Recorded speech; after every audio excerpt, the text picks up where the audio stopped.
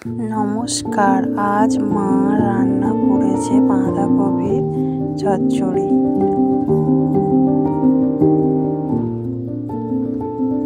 বাঁধাকপি সরু সরু করে কেটে নিচ্ছে, কেটে জলে দিয়ে ধুয়ে নিতে হবে ভালো করে। কড়াইতে কুচো চিংড়ি মাছ দিয়ে দিয়েছে, দিয়ে ভালো করে ভেজে নিয়েছে। চিংড়ি মাছ ভাজা হয়ে গেলে শুকনো লঙ্কা, তেজপাতা দিয়ে লঙ্কা লাল হয়ে গেলে কুচি করা পেঁয়াজ, কুচি করা টমেটো দিয়ে ভালো করে নেড়ে নিয়েছে।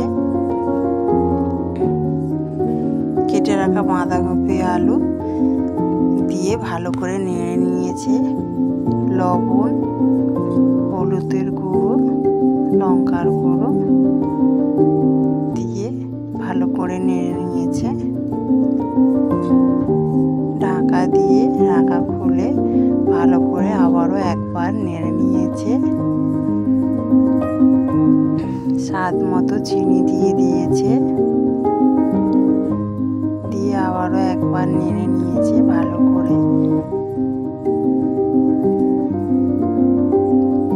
কোনো মশলাই দেয়া হয়নি, শুধু হলুদের গুঁড়ো, লঙ্কার গুঁড়ো, লবণ। চচ্চড়ি হয়ে গেছে, বাঁধাকপি ঢেলে নিয়েছে।